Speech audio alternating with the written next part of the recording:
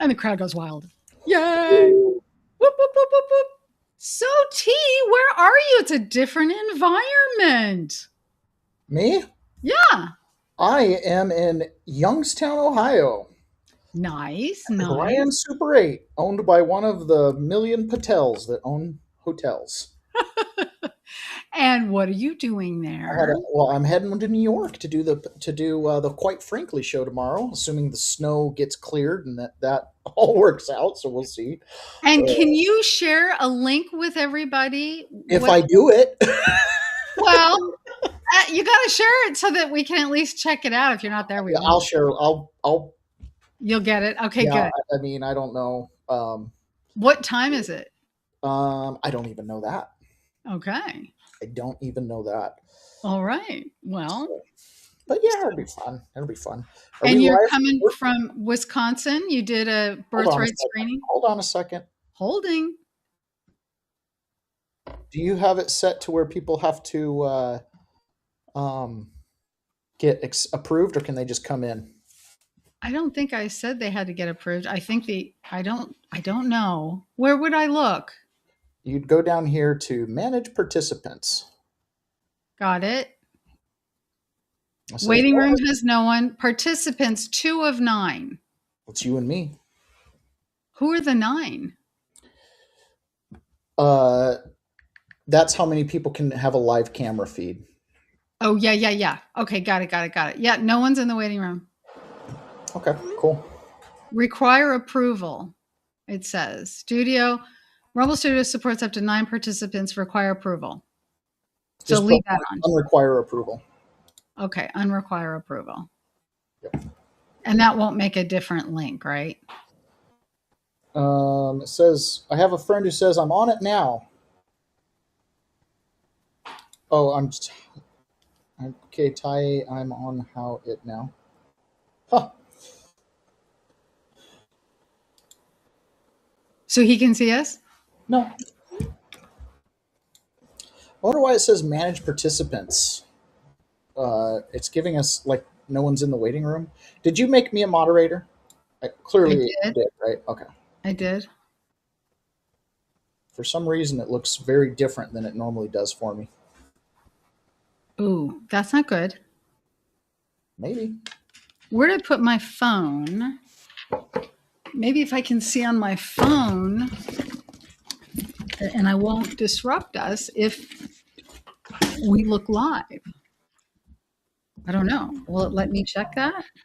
Let's see. I think I did. just went to 1776 live on Rumble, and it doesn't show that. Oh no, we're live. We're live. We're here. We should get the party music going.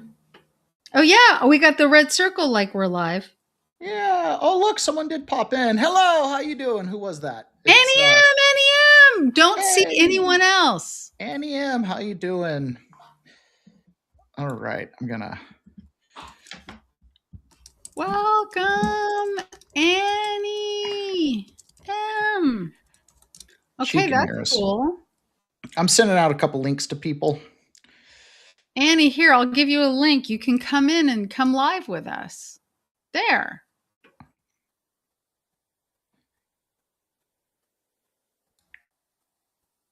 Studio. And now if I don't have to approve people, if you click that link, you can come right in. And you can also send questions in the chat. The floor is open. So Taylor was in Wisconsin and did a birthright screening. Tell us about that. How did it go? Oh my goodness, it was awesome. So Robin put it on, and it was held in a big shop, like a contractor shop, but it was awesome. He had like a theater set up. He had sound system, projector mounted on the ceiling. It was awesome. And there was about 40 people who showed up, which was pretty incredible because it was negative 15 degrees or so. And so we actually had someone drive down from northern Minnesota to southeastern Wisconsin to see it and meet me and stuff like that. So that was really fun. Met a lot of really great people. I think we'll have a small community in Wisconsin before too long. Is that better lighting for my face there? Yeah, one light bulb. I'm just in like a cheap hotel. Yeah.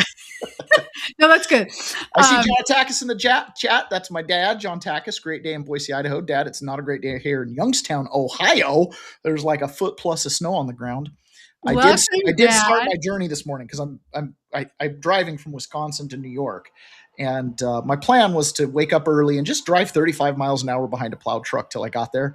It wasn't going to happen. At like 10 o'clock this morning, the plow truck still weren't out, so we didn't do it. I turned around, came back to the hotel, booked another day. And you're heading out tomorrow. And what's the forecast for tomorrow? Well, I think it's about stopped snowing here, and so the system will continue to move east, and hopefully overnight the plows get the interstate clear, and I can just make my way east. But I have to go that direction no matter what because I'm flying out of Newark. So even if the whole show, me going on the show, is contingent on the roads being plowed around where he is so we can get to the studio. So, oh gosh, can you imagine if you get all the way there and he can't get to the studio? It's very possible.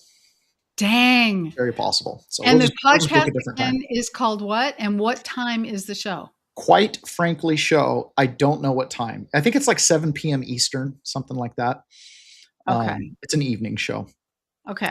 Frank, the significance of Frank is he's always been on my playlist. Like, before I went to prison, I would listen to his show every single day. It was one of the 4 or 5 shows that I pretty much listened to every day.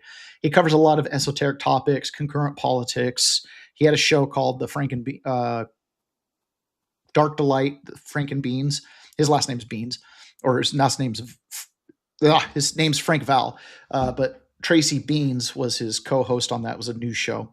Anyways, they just really good program. Love it. And I'm super excited. There you go. Quite frankly. Yep. Super excited to be on with him.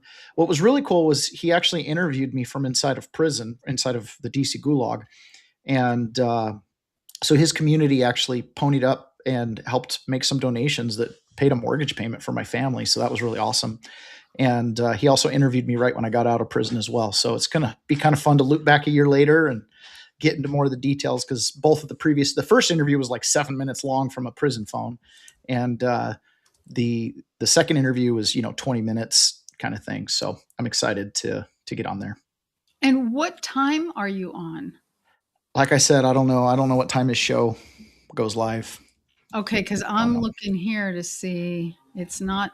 It doesn't say a time. Yeah. I don't know. 2 days ago. Yeah. It's not listed. But you can always catch. So I'm going to hit follow. So everybody on the call or tuning in whenever you do, go to Quite Frankly on Rumble and hit follow. And then if you have a premium subscription, or if you even have a subscription to Rumble, I don't even think it needs to be premium. You'll get an email when they go live, unless you turn that off. Right? Yeah. I think so. And same thing with us. We want you to make sure you subscribe to 1776 Live. I think it's 1776 Live PMA on Rumble. And for Taylor's here, and he's also at his Peasants Perspective, which is every day at 6:30 a.m., Monday through Friday, every weekday, where you cover current events, politics, through the Peasants Perspective. Do you want to tell us about the show a little bit? It's an awesome show. 6:30 a.m. Peasants Perspective. It's news commentary. In fact, I've got a couple clips. I haven't done a show for 2 days because I've been traveling, and I mean, so much news has been happening. Minnesota's been like the center of the universe this last week, and there's just a million things going on. Davos went on, all kinds of stuff went on, and one of the topics that come up is this concept of a fourth turning. We're in the midst of what appears to be a fourth turning. And this weekend, I actually had this discussion with multiple people explaining what a fourth turning was. They'd never heard of it.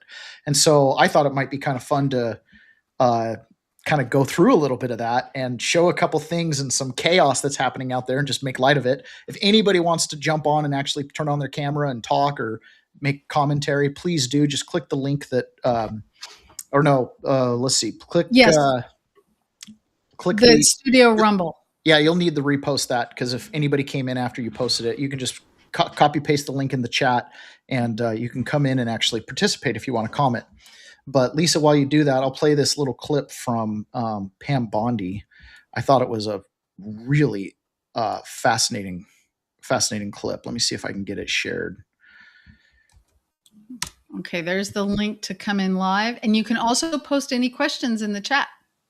Okay, so listen to this. This was on Fox News yesterday. So for anybody that doesn't know what's going on, the Somalis have moved into Minnesota. There's 100,000 plus, 200,000, some huge number of Somalis that have been immigrating there for 15, 20 years.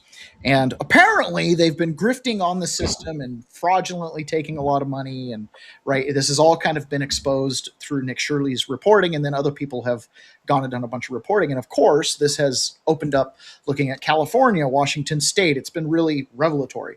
And it's my opinion, and I think it's the opinion of people in the White House, that in order to cover up for that, the Minnesota gang, aka Tim Walz and all his friends, are essentially provocateuring in order to create this resistance against ICE, basically to distract from their corruption. They're wrapped up in a knot right now. I don't see any way Walz and his administration survive this. I don't see any way this is going to be survivable. The question is, how's that going to look? Are they going to survive all the way to the election, and then he'll peacefully go into the night as he turns over the governorship to either Mike Lindell or Amy Klobuchar, or is he going to resign? Will he be prosecuted? There was another shooting this weekend of a gentleman who came to one of these ICE protests, brought a gun. They de-armed him. Then he went to reach for the gun. Then he got shot, and it's just created this huge hullabaloo. Well, here, this clip from Pam Bondi, she gets on Fox News. Listen to this, guys. She's on top of it. Rape, homicide, manslaughter. That's who they're trying to protect in Minnesota. I do not understand these people. We sent Governor Walz a very strong letter today. We had been working on this letter. We got it out saying that he better support President Trump. He better support the men and women in law enforcement, because if he doesn't, we are. And that's what we're doing right now. Were there any consequences in this letter? Well, we'll see. This is fluid. Let's see how Governor Walz responds. Let's see what he does based on this, based on what's happening right now. But this administration is going to support the citizens. We're going to support our great men and women in law enforcement. Rape, homicide, is that manslaughter. Not about the funniest thing you've ever seen? I just sent him a really strong letter. She just seems. Yeah, it just over and over again, she says stuff like that. And then people are like, but there are no arrests. And then on the other hand, if there are arrests and we don't see prosecution beyond the arrest, it's like, look at what happened to Comey. Yeah. Nothing. So I've been really hesitant to be like critical of the I say that I'm probably critical every day, so maybe I'm not even being careful about not being critical, but I try not to really like go after the administration. There's a lot of things, I don't view anybody. It wouldn't matter. We could have got Matt Gaetz. We could have got anybody, any attorney generals, they're never going to live up to perfection. None of us live up to the glory of Christ, and none of these people are going to be George Washington or John Adams or anything like that. Right. And Donald Trump, any politician has to surround themselves with these people. So kind of is what it is. But Glenn Beck was commenting on this, Pam Bondi situation. So let's take a listen to Glenn Beck, because I think it's worth listening to. He's talking about Pam Bondi and kind of all of her flubs that she's been having. Are we shared screen here? Okay, yeah. Great. So, wrong one again. All right. So here's Glenn Beck. Right now, you can't have a country run like this. You can't. The Epstein case. Joe Biden, he handled his entire administration the way Pam Bondi has handled the Epstein case. I got all the information on my desk right here. It's sitting on my desk right now. Why did you say that, Pam? And then the next day say, well, I don't have it because the FBI in New York, they won't release it. And then not send FBI to the FBI office and arrest those people that would not turn over the records that you said they were holding. Why didn't that happen? Lack of arrests for various Democratic scandals, including the Russia collusion hoax. Where's that? The Mar-a-Lago raid? We keep finding out it's worse and worse and worse, and nothing happens. How about the 2020 election fraud? A year in, you got nothing. Doge's fraud findings. Do you know how much money has been stolen from the American people? And it appears our DOJ doesn't give a flying crap. The failure to prosecute anyone involved in the Biden-era weaponization of government. Everything the Twitter files exposed about what the government was doing, where is a single arrest? How about Biden's auto pen scandal? Where the hell's that? The lies that happened under oath by the Capitol Police, proven to be lies by videotape about January 6th. What about the FBI lying about the number of agents that were actually there at January 6th? We're going to do anything about that? The lack of apparent investigations into George Soros and all of his foundations. The lack of investigations in COVID is astounding. You know how many people died? Because you all colluded. You knew this was untested. You knew it had dangers. You didn't tell us about it. Instead, you said, you have to take it. Nobody goes to jail for that. Where and when will someone pay for any of this? Justice doesn't just have to be done. It has to be seen. No serious citizen is looking for show trials. We're asking for any trials. You've had a year. You're the bottleneck. Pam Bondi should go. She's not actually the bottleneck. What the bottleneck is the Senate. That's the bottleneck. The bottleneck won't do the judges, won't confirm the appointments that she needs in these blue areas that are causing all these problems. They're stuck with either interim attorneys or literally Biden DOJ attorneys. Frazier, you've joined us. You've joined us on the live here. You just have to unmute yourself to talk. If you'd like to share your camera, go ahead. I don't know if you want to blow your cover or not, though. Come on, you're in good company. Okay, so obviously, right, Pam Bondi's got a strongly worded letter, so we're good there. I always think it's hilarious, right? I was indicted 24 hours after January 6th, and these protesters that broke into this Christian church, indicted within 24, 48 hours and arrested. I'm like, so you can get indictments. It's not like you can't do it. It's just, why aren't you doing it? Why are we not rolling all these people up? Politics is why. It's because capital. You've got to have, like, if Donald Trump rolled everybody up, he'd get impeached, and the Senate would vote him out, because this is about power, right? So it's about trying to play that game of advancing your direction and pushing your narrative. You know what I mean? And getting people to support it.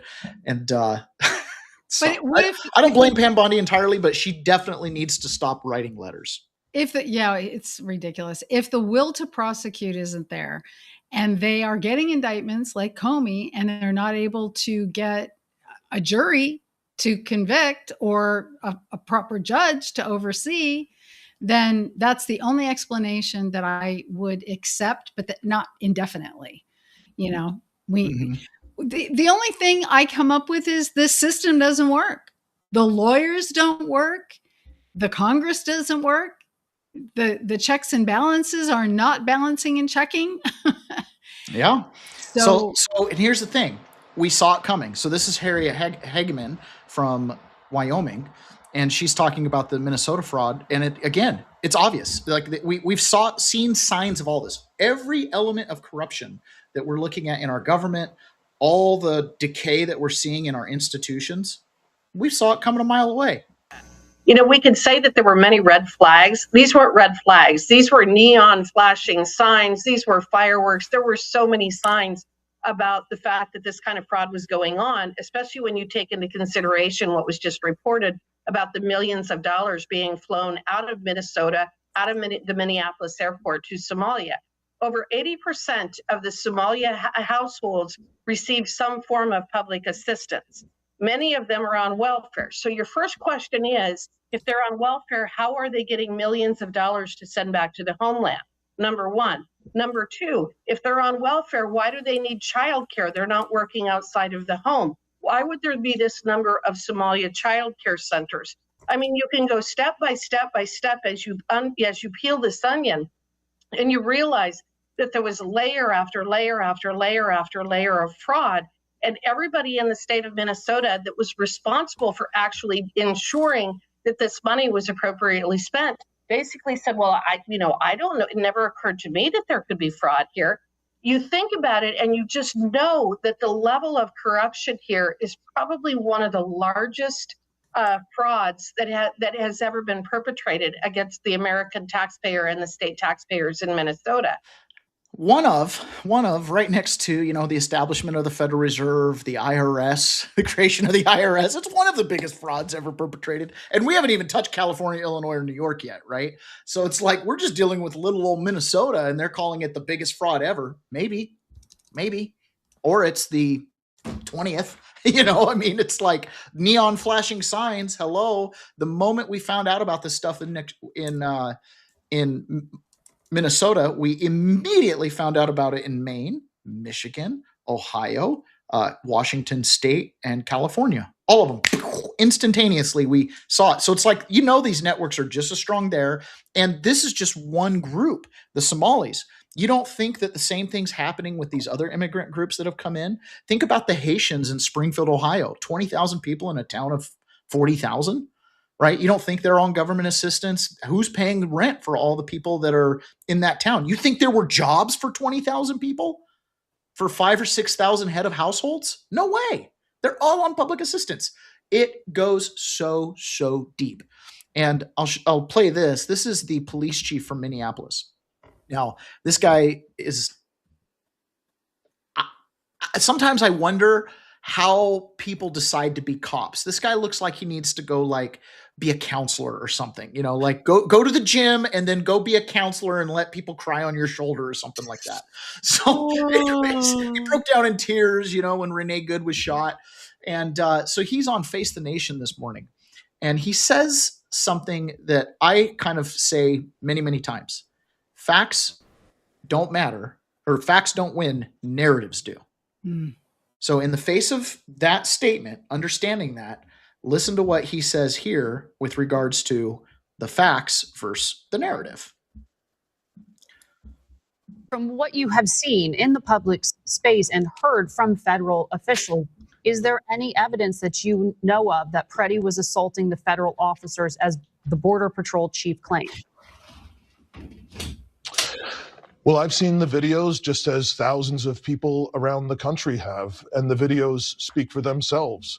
I think it's deeply concerning, the things that are being said. This is an individual that was a city resident. It appears that he was present, exercising his First Amendment rights to record law enforcement activity, and also exercising his Second Amendment rights to lawfully be armed in a public space in the city. So I think very obviously there are serious questions that are being raised. And I think the greater issue is, even if there is an investigation that ultimately proves that at the time of the shooting it was legally justified, I don't think that even matters at this point, because there is so much outrage and concern around what is happening in the city. So it doesn't even matter. It doesn't even matter what the facts are, because there's just outrage. It doesn't even matter what the facts are. Even if the investigation proves that the ICE is innocent, we're done. You know what I mean? Okay, so we're in crazy town. There was another woman from the department, director of emergency management. Her name is Rachel Sayer, and she has been around the world in conflict zones. And she, in this little clip here, and then we're going to get to the real meat of the stuff that I wanted to talk about tonight. And this little clip here is saying that what's happening in Minneapolis is worse than what she's seen around the world in some of the, war-torn areas. My background is in international humanitarian response in conflict zones in Yemen, Haiti, Syria, Iraq, and Ukraine.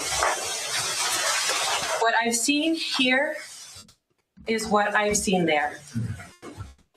A powerful entity violently and intentionally terrorizing people, making them afraid to go outside so they can't earn a living, so that kids are forced out of school. This has a lasting generational impact.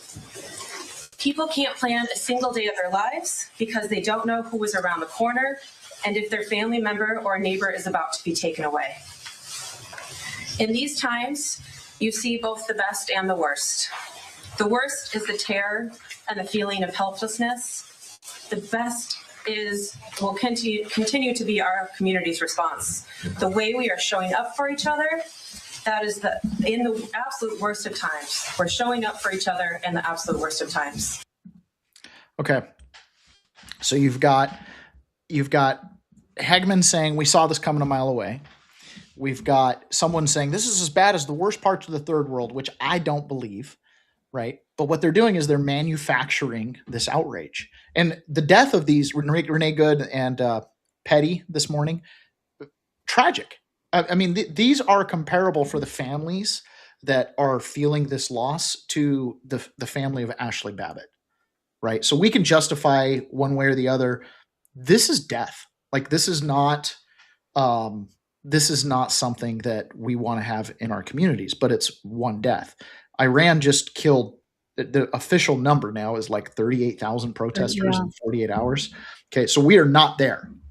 But what you're seeing is this the kind of the end of what I would consider in the fourth turning, the unraveling phase, and we are getting to the crisis moment.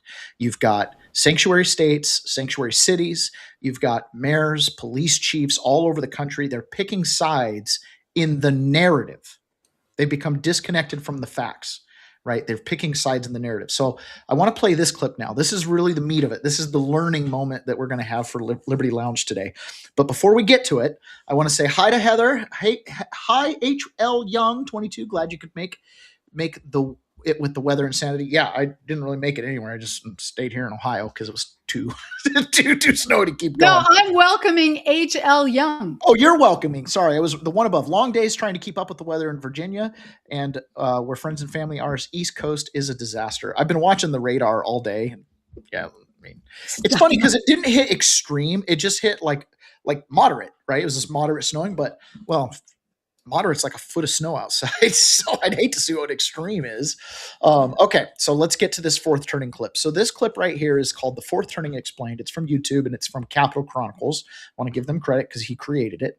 And I just wanted to find a video that would explain the fourth turning. It's a couple minutes long, like 3 or 4 minutes, so not that long. Totally worth it. So if you're not familiar with the fourth turning, this will introduce this concept of how all societies, really, not just ours, but all societies follow this process. Now, lots of people critique it and stuff like that, but to me, it's kind of hard to deny. This very much seems like the pattern that we go through politically, and it's probably as old as time, really, because it's based on the length. Well, I'll let him explain it. It's based on the lifespan and how generations kind of have a perspective, and when they come into power, they'll put that perspective into they'll apply it, and then that leads to the next phase. It's kind of like dominoes. Okay, so let's take a listen to this. For generations, every great human society and empire has risen and fallen, and throughout that time, individuals such as historians and philosophers sought to categorize and identify key aspects that unite these societies' high and low periods. This leads us to the collective work of Strauss and Howe, who were respectively an author and a historian. They studied 500 years of Anglo-American history, developing a theory of history revolving around so-called turnings. In their theory, the world is in a constant 80 to 100 year cycle in which there are 4 distinct turnings lasting about 20 to 25 years. The first turning is the high. This is essentially the society's peak, in which all citizens live in a high quality of life, national unity is at its maximum, and it is considered a sort of golden age. The second turning is the awakening. During the awakening period, new ideas and thoughts challenge the established order brought about during the high. Third turning is the unraveling. Here, the full effects of the awakening come into effect. Institutions are severely weakened, and the population becomes fragmented and turns on each other, and hyper-individualism becomes rampant. The fourth turning is the crisis. Here is where the political, moral, social, and religious foundations of the nation crumble. A major crisis or multiple come in the form of economic instability, revolution, and social unrest. In the ashes, a new order will be built and society will be remade. Following this model, we can gain a greater insight into both America's past and America's future. Let's go through each stage and apply it to the United States. America's first turning began after the victory of World War II. Following the timescale. I will say this is not the first turning for America. The first turning goes all the way back to the Revolutionary War. He's describing the cycle we're in now, the turning for this cycle was World War II. So just FYI. From Strauss and Howe could be 1946 to 1964. In this time, America was united in a single unified culture. People could work ordinary jobs and be able to support large families and buy property. Technology like the space program was launching America into a new technological age. This timeline would suggest that America's high ended around Kennedy's assassination in 1963. America's second turning, the awakening, following the same timescale, would go from 1964 to 1984. In this time, we had the first counterculture movements, the civil rights protests, feminism, anti-war and gay rights, as well as the more widespread use of drugs and psychedelics. All of these things challenged the traditional ideas and institutions of the high period, ending around Reagan's presidency. America's third turning, the unraveling, would then go from 1984 to the financial crisis in 2008. In this span of time, the Berlin Wall and Soviet Union fell, yet American society completely shattered. Events like Columbine, 9/11, the wars in Iraq and Afghanistan, the LA riots, and more reshaped American society into a more fearful, individual, and horrifying place. Coming to an end with the financial crisis, which would bring us into the fourth turning. Looking back 80 years, the fourth turning brought America the Great Depression and the Second World War. 80 years before that, the Civil War. And 80 years before that, the Revolutionary War. So what will this fourth turning be? Well, while we don't know, we can speculate. With multiple theaters of conflict with Ukraine, Israel, and Taiwan, the U.S. could be drawn into another great power conflict, and which in the end would reshape the global world order. Or it could be financial. More inflation, less work, lower wages, which would lead to a great financial crisis like the Great Depression. Or it could be political, with the left and right wing becoming more extreme and more violent. Riots, insurrections, civil unrest could put the country on a path of possible civil war, or at least open rebellion. We know for sure that COVID was a part of the fourth turn. But as for what comes next, it could be one of the things I just listed, all of them combined, or some kind of X-factor crisis impossible to foresee. All that we do know is that this country is entering into an unprecedented state in its history, and we are at a crossroads. And the only questions that can be asked is, how does this all end? What are your theories on what the fourth turning could be? Make sure to leave a comment below. I always start talking before I unmute my camera. Okay, so that's the fourth turning. So everything we just went through was basically chaos, right? And now at the end of this little video, it talks about it could be financial, it could be rioting in the streets, it could be another war, it could be a couple different things. All of the things he mentions, and all of the things they mention in the book, we're going through. You could see a fourth turning just in the financial system. We're moving from one form of a fiat to some other form of a tokenized digital fiat, who knows what. Gold hit $5,000 today. Silver's at 110 in Shanghai, 106 in the US. Unbelievable. I believe gold's going to go to 20,000 and silver will go to 1,000. That's my personal belief in the next 5 years or so.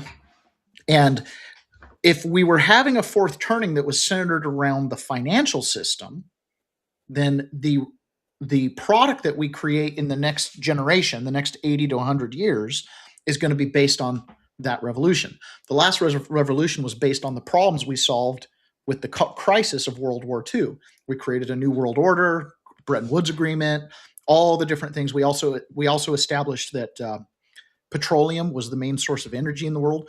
I found out a little interesting factoid. Did you know that the reason the Germans were so hard to beat was because they didn't have oil fields? They had no supply line for oil. Every farmer produced ethanol. They produced 300 to 400% of their energy needs for their tractors and their local farm. And they could sell the extra ethanol, and that's what they put in the jets. And that's why in World War II, the German planes were kicking our butts, because they could fly higher, faster. There's advantages to the alcohol. And but there weren't oil fields for us to bomb, whereas they could block a canal or whatever and kind of cut us off like we did to Japan. Anyways, I found that really interesting. So we could be looking at international conflict. I mean, look at all the wars that have broken out under Joe Biden. Look at the financial system. And now what we're seeing is more domestic politics, rioting over immigration. So any one of these narratives could be captured and used to direct this response to the crisis. And I believe if we haven't already moved into the crisis, it's here. Like, it's starting right now if we haven't already been in it. A lot of people will, depending on how you assess, you can say, Yeah, it depends on how you want to assess it.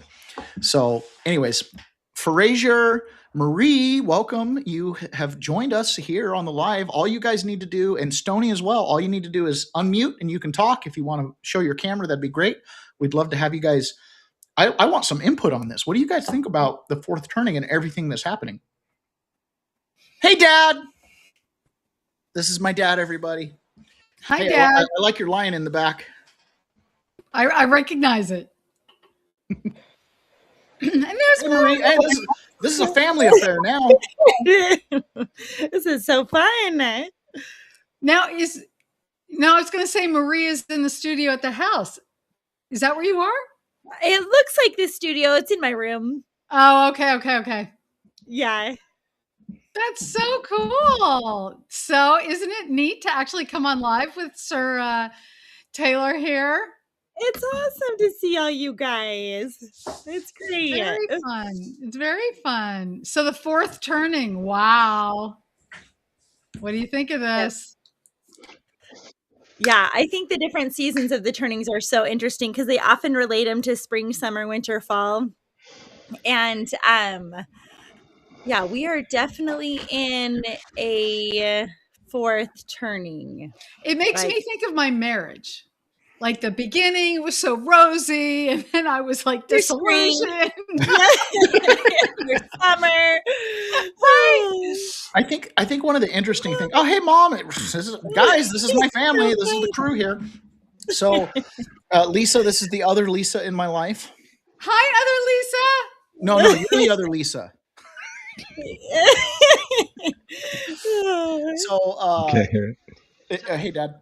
Yeah. Okay, so I always think of it kind of. There's a perspective that you get generationally. So, my dad's generation, he's early X generation, late Boomer generation. I consider him a kid of the late spring, early summer, and for my dad's life, there's a high level of trust in the institutions. For my life, there's been a low level of trust in the institutions because I've seen the institutions really for my generation. It started with the Oklahoma City bombing, right? That's when we were like, that's weird, right? And it just kind of we start to see the institutions kind of decaying. The institutions that my dad had a lot of trust in because in his generation they were new, they were running correctly, and then by the time I become aware of them, they're starting to decay.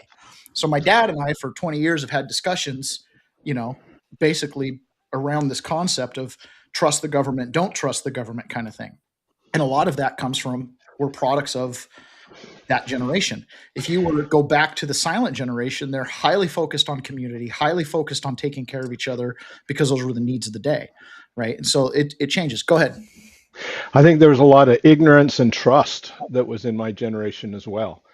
We were believing in, and because of, and Taylor, you've spoken to this a lot, our values were put forward in everybody. We assumed everybody was like us. Mm-hmm. And so we didn't have the issues that we're seeing in today. The news today is shocking because we wouldn't be doing that. Why are you doing that? Mm-hmm. Exactly. And it's the crisis, right? And it really is.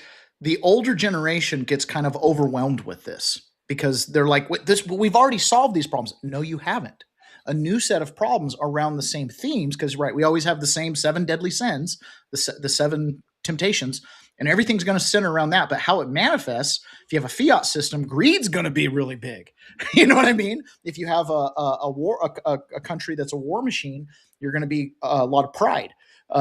So it kind of changes a little bit. But the big thing is this: what comes next?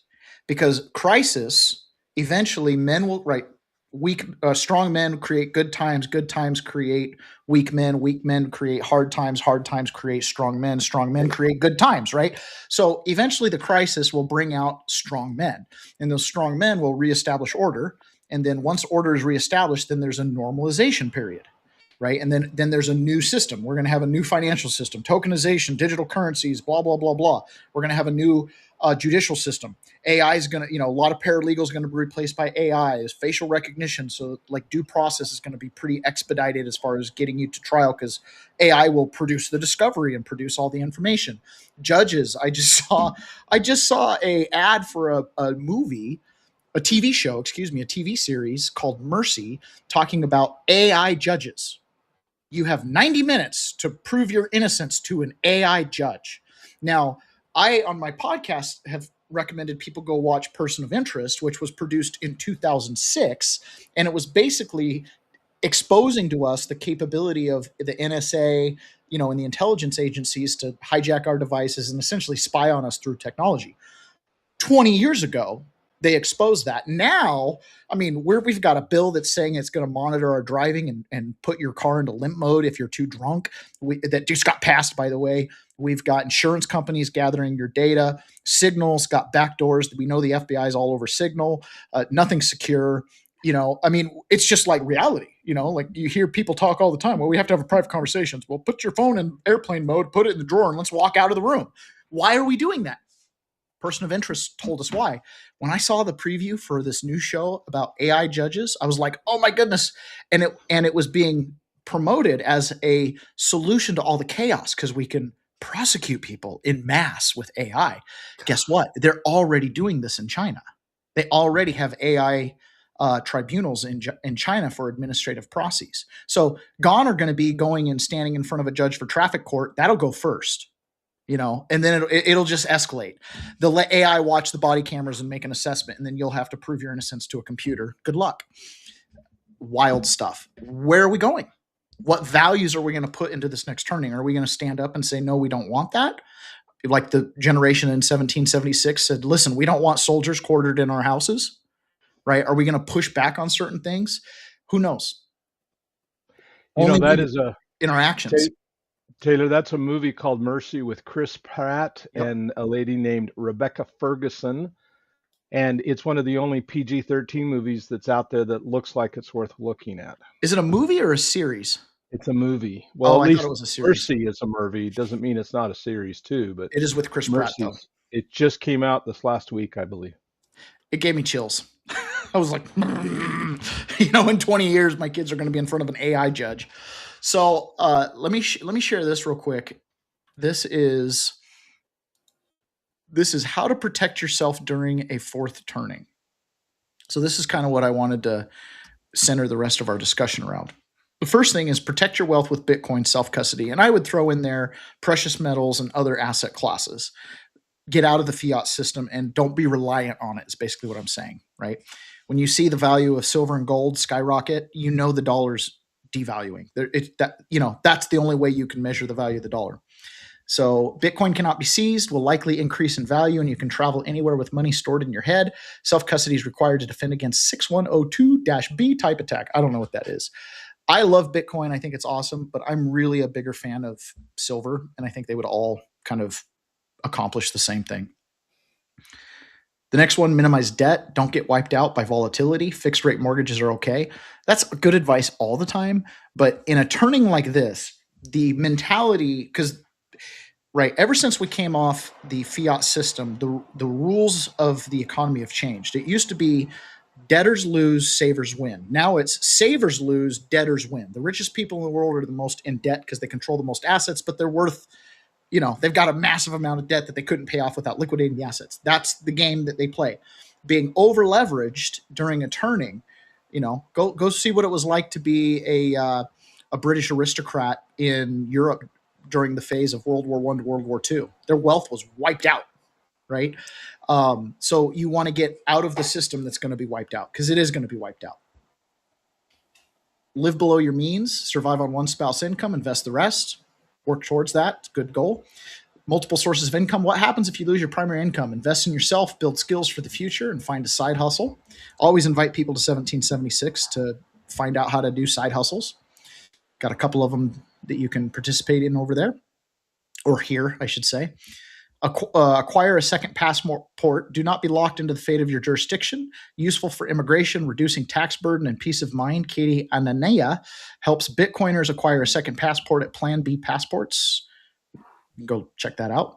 Don't be cancelable. If your income is independent of mob sentiment, being, quote, canceled will not sting so bad. Start a business, side hustle, or work for someone you trust.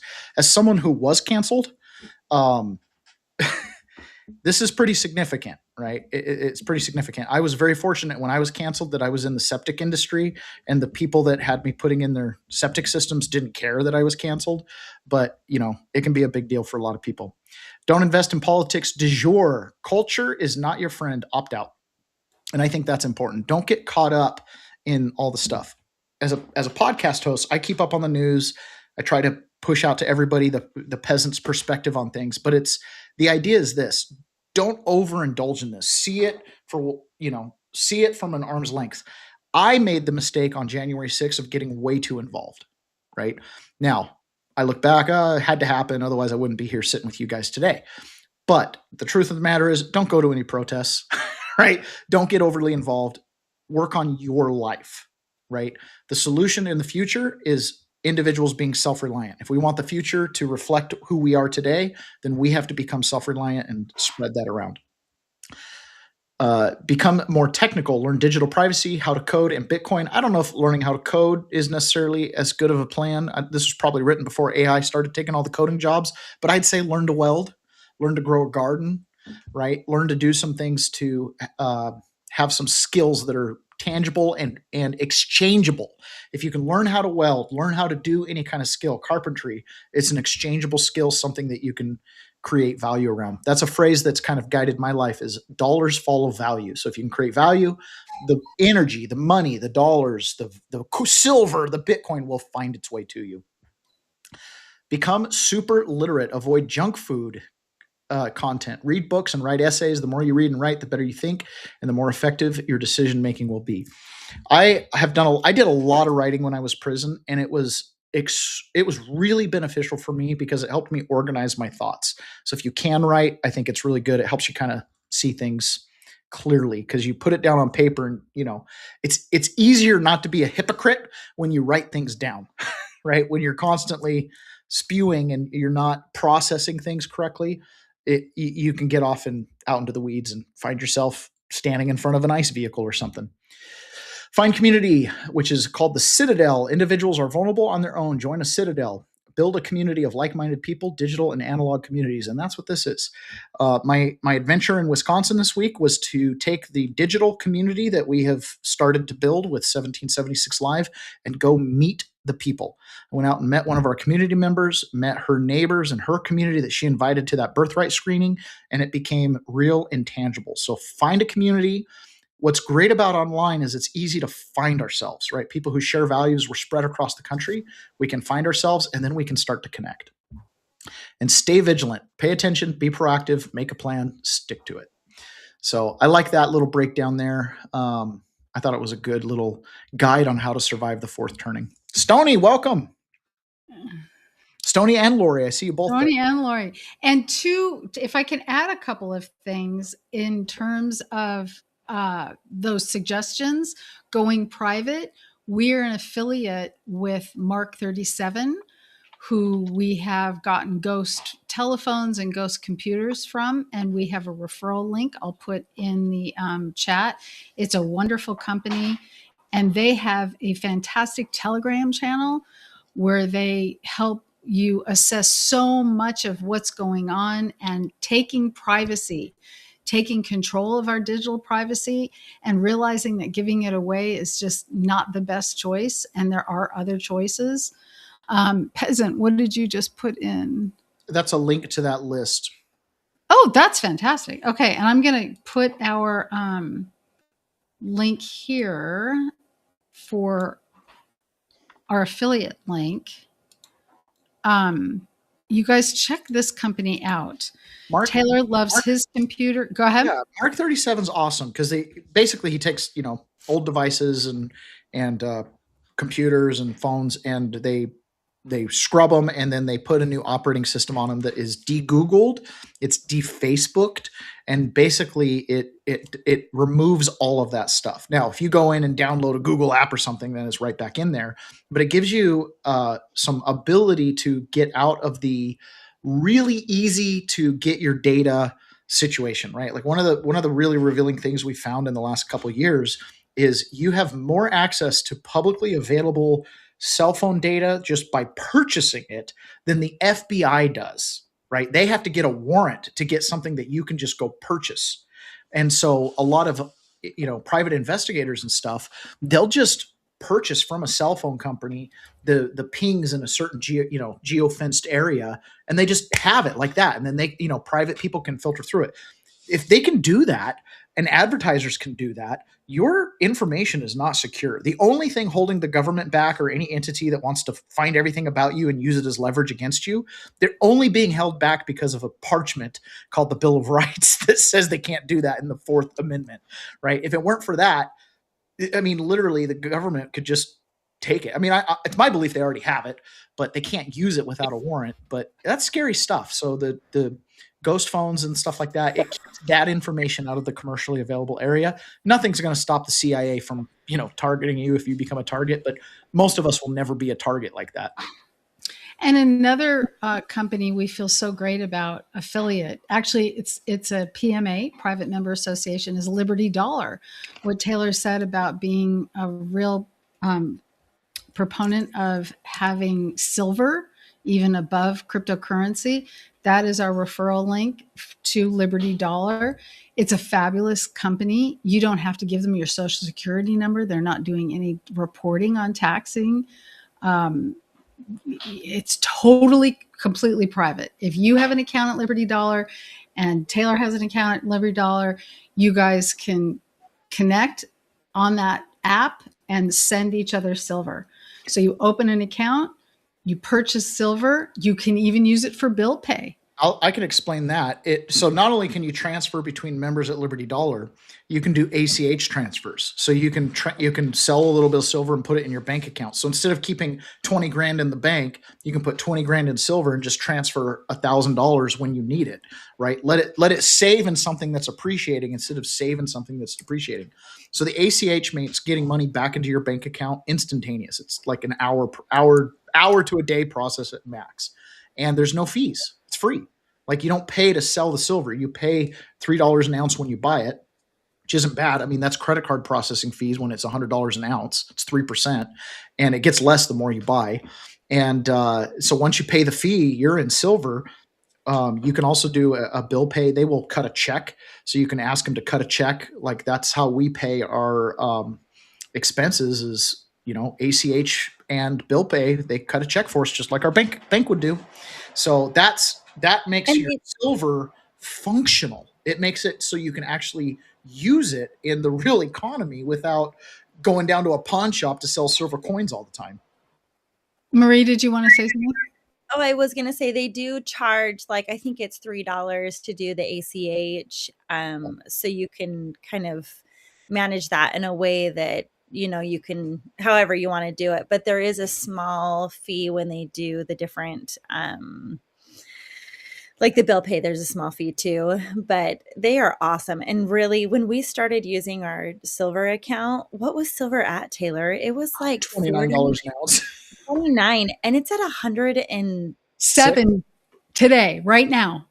Yeah. I'm like, this, even with the couple dollars, we've made a ton of, we've made some money with that silver account. So, more than anything else we've ever done. It just went to 108. What's awesome about living by either a silver standard or a Bitcoin standard or a gold standard is it's a weight and measure. So your only objective is to spend less ounces than you put in there in the month you put it in there. So it doesn't matter, silver's at 110. Doesn't matter. Put 5,000, 10,000, whatever your monthly, put it in there. Spend like you normally would. If you put 5,000 in there, spend $490 worth. It's going to exchange in and out this month. It's going to be relatively close to what you put in, but you'll trim that couple ounces, and then next month it'll be 120, and then the next, it's like it's a weight and measure versus the dollar, where it's like, yeah, the dollar amount never changes, but I can sure buy a lot less eggs than I used to. You know what I mean? If you save it in silver, if eggs go up in cost, it's probably proportional to the increase in silver or gold or whatever asset you're holding. You just, it doesn't matter. It doesn't matter what the fiat value is when you're saving in a weight and measure. And it's one of those things, as soon as you do it, as soon as you convert over, you're like, I can't even believe. It's almost hard for me to explain because it's like, it's so asinine to use fiat. It's crazy to me. Silver was $5 an ounce. It was $4 an ounce when I graduated. So in my adult life, in 20 years, I've had 95% deflation on my dollar compared to silver. Want to go gold? It's more than that. It's insane. So that money, if I saved $1,000 right out of high school, what's it worth today? $100. I could, I remember one time, I was just thinking about this today, Dad. My first bank account in Beaverton, Oregon, you and Mom got all of us siblings a bank account, and you put $20 in the bank account. And something happened, and you guys went and took the money out and spent it on something. And I was like, you owe me $20. And I'm reminded of that Seinfeld episode where it's like $20 times so many years times so much of it. Dad, you owe me $8. But the crazy thing is like the $20 back then was the equivalent of my dad giving each of us $200. And now, I went to Chipotle today and spent $27 on a freaking burrito, some chips, and a drink. It's nuts. My dad used to take the whole family out for $20, $22, $25, and he's got 6 kids, It's crazy. Okay, can I brag about us a little bit at 1776 Live? Absolutely. Because it's so relevant. Okay, thank you. I'm going to share my screen. Going to pick a window. I hope to share the right screen. If it's the wrong screen, don't look. Can you see? No? Presentation. Yay! Okay, so at 1776 Live, we practice what we preach, right? We really believe that there is enormous value in privacy. And a lot of the banking and sovereignty and things that we talk about and we share with our community in the PMA are things like we talked about here today.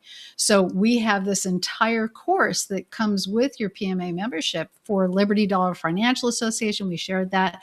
Another place we love is Old Glory Bank. We didn't talk about them today. We can talk about them briefly for a second. Digital Privacy with Sean, co-founder of Mark 37. You're going to have to scroll down. Oh, thank you. This actually has a live lesson with Sean going through some of their philosophy and the things that you benefit from purchasing some of these ghosts phones. And they also have iPads. Tablets and laptops, yep. Yep, laptops. Notary, traveling notaries. We also have the national passport process for people who are interested in doing that. And we think there's a lot of value. So that's just a little bit of me sharing on the value of becoming a member is not only getting together with us and building community, which is super important, but also sharing these different companies and ways of actually moving to the private in ways that work, right? It's not just an idea. We're practically executing on these things with companies that believe the same thing. Go ahead, T. And that's the key. Nothing is philosophical. It's all practical. Like the passport thing is an interesting one to me because I went to go get a new passport after the government took mine and I didn't renew it. I got a new one. And I put on the application, Dad, Mom, you're not U.S. citizens. And guess what? They issued me a non-U.S. citizen national passport. And then I did the same thing for my son. So we have the same passport that an Amish person would get. Right? And it's really cool because when you think about standing as a man or woman, what evidence is there? What evidence do you have? That is actually a piece of evidence. And once you get your passport, you can FOIA a request from the State Department that comes certified with a little red ribbon and it's grommeted. And it shows the passport application that you processed that they contracted with. That says that you're not a citizen. Yeah. Which, by the way, means you don't get drafted. You don't have to, there's a whole bunch of things that you're de-obligated from doing for the corporation of the United States. You still have your country allegiance and things like that. And it doesn't unsubject you from any laws, but it takes out the corporate element of it and puts you back into that de jure jurisdiction, right? And it's not a silver bullet. It's a tool for standing. And on the, what is it, the second page in the passport, it says this is for citizens / nationals. Yep. And it looks exactly the same. It doesn't have a big, red sticker on it saying you're any different. Go ahead, Marie. I was going to say, Ben's looks just like normal, like a normal passport. And when they've used him at the airport or he gets on base with a friend that lives on base, there's no problems with it at all. No. It's awesome. Yeah, it is But awesome. the nice thing is too, so they on base, if you want to get on base with someone, you have to have the driver's license with the star or whatever. What is Real the, ID. Yep. Yeah, the real ID. But the passport was able to do that. Go ahead. The passport card is the solution to the real ID. So unless you're in one of the states that is forcing real ID, I think there's only 4. The passport card is the option out. So if you get the passport card, you don't have to do the real ID. The real ID is very dangerous because it links. Remember how we just said all that commercially available data that you can just buy? It links it to the government so they don't have to get a warrant to use it, because you've already identified yourself. And that's one of the waivers that you make when you apply for the real ID. It's kind of like when you go to prison, they get your DNA. It's just part of the deal, right? It's the same thing. If you get a real ID, guess what? They've just biometrically linked you, the real you, to all that digital activity that you do. And Fraser, there's no plausible deniability that it wasn't you, right? I've had multiple platforms where we had up to 1,100 people in one of our platforms. And I would venture to say over 500 people have done this passport that I have had contacts with. And no one who's traveled in, out of the country, around the country, to Canada, to Mexico, has had a problem with it. And people keep in touch with me because we were real worried, especially when J6 happened, like, oh gosh. And we have a really good friend that just went to Puerto Rico, and he said, I'm concerned. Do you think they're going to stop me? No one has had an issue with it or felt that they were. It's just a normal passport. Yeah, it's just a normal passport. Yeah, they weren't singled out for anything. So we are at our hour. Awesome. It's been a lovely family hour. Stoney and Lori, I didn't get to hear anything from you guys.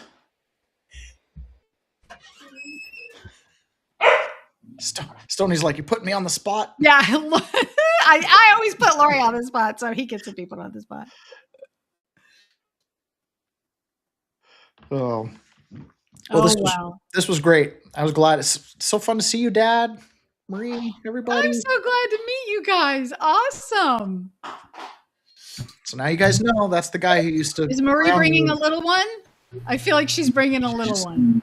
I saw a dog barking somewhere. I heard a dog. Yeah, this guy right here in the bottom left, that's my dad. He's the one who used to make me read the encyclopedia when I'd get grounded. So you can thank him for making my brain very elastic. That was a good thing to do. Look at that. Who do you have? That's my baby. Hi, cutie. Yeah, I used to say that you can go to sleep with the encyclopedia. It's the only thing you can have with you in your bed. Cute. Yep. You stay up an extra half hour if you're reading. You didn't know you were creating a monster. Seriously? No idea. You have no idea how much he reads to us from the encyclopedia of equity stuff and law and definitions. I have to ask me.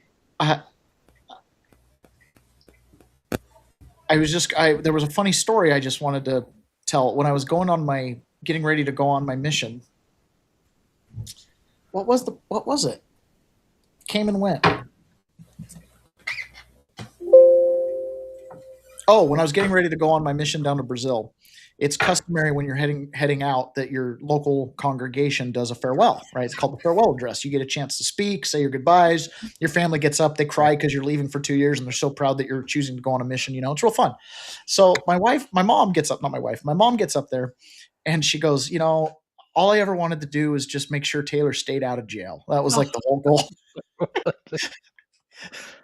Some things are just written in the stars, I guess. Oh my Lord. I remember when I got to jail, you have to call everybody, call my wife, and you're trying to arrange your affairs. And one of the calls I did not want to make was to my mom because of that. And when I called her, I was like, Mom, I ended up in jail anyways. I really tried to live a good life. You know what? You have lived a good life. It's the system that failed you and everybody else, all of us. But what you guys have been through is just absolutely inexcusable. Well, the thing that they can't calculate is our individual choices. The best revenge is a life well lived. The thing that they could not they couldn't calculate was that I would be more resolute in helping people become self-sufficient, know who they are, and how to interact with the smoke monster. Because all government is a parchment and then people who put policy in place. And people are policy. And the government is a reflection of we the people. You know, one of the things I said in prison was, I'm in prison because the people are consenting to me being here. Right? And it's just like, that's all it is. Why are they sending protesters in ICE? They're trying to show that the people do not consent. That's the whole point. And they're trying to manufacture that. But well, I'm narratives. Ashamed of that. So I'm we want ashamed to be a part of that. Huh? I'm ashamed to be a part of that. You weren't. No, nobody individually was, right? Yeah, but that's the thing. We individually can only change ourselves and then project outwards. So that's the thing. So I want to do have to see it. I want to do a session maybe next week on what we, the people, should be doing to protect not only our own privacy, but getting ready for this election. What should we be doing? How could we make this better? See the change, be the change we want to see. Yeah, let's talk about that next week. One of the things I got involved with pretty deeply when I got back from prison was getting involved in my local GOP party, because as a member of this country, you're entitled to 3 votes. You're entitled to electoral votes. You're entitled to a jury vote. And should you choose, you can go participate in the political process and you get to vote all the time. I get to vote every month as a precinct officer, as a precinct captain. I get to vote on who runs for office. Guess what? Instead of complaining and being like, we only get to vote for who they select. Well, I put myself on the selection committee. Well, all you got to do is show up. Let's do it, because I feel stupid to say I went to figure out how to become, precinct member and do that whole thing. And I went to that website that Steve Bannon shares and tried to follow it through and got stuck. It's like I went to the county site and there was nowhere to go from there. There isn't. It's designed that way. Okay, well, let's take that up next week. Well, let me finish my thing. It's designed to be obscure like that. You have to go. And you have to be willing to stay around long enough to make a difference. If you think you're going to go for a month or two and make a difference, it'll eat you alive. But if you stick around long enough, then you can start, then you have influence. And once you have influence, you just keep pulling on that rope until pretty soon, you've got a vote, you've got cred. It's to the point now where if I have an opinion and I share it, there's other people that take my opinions into weight. I earned that by being there and talking, and you know what I mean? Like, that's the process. Yeah, that's what I should have been doing on January. That's what I should have been doing in 2020 instead of getting riled up and going to a riot. Right. All right. Well, we'll do it now. Yep. Yes. We got to learn. All right, guys. Thank you so much for coming. Thank you, Taylor's family. Thank you for Lori and Stoney. Med C now says, be safe on this eastward journey. Taylor, looking forward to his interview coming up. Yes, thank you so much. I appreciate it, guys. I'm going to post that real quick. If you're going to run away, I put say this name of the show again. Quite frankly. Quite frankly. Okay, there you go. That's what we got to look up. And how are we going to post the link to everybody so they can find it? My X account, gone 4 months. GON, the number 4, MONTHS, gone 4 months, or just TJ6 if that's the vanity name. You'll post it there. Okay, good. And then I just put the Rumble channel for Quite Frankly on here. And Taylor, you can get him every weekday at 6:30 a.m. on Pacific. Pacific. Yep. Or the replay. All right, guys. Everybody. Bye-bye.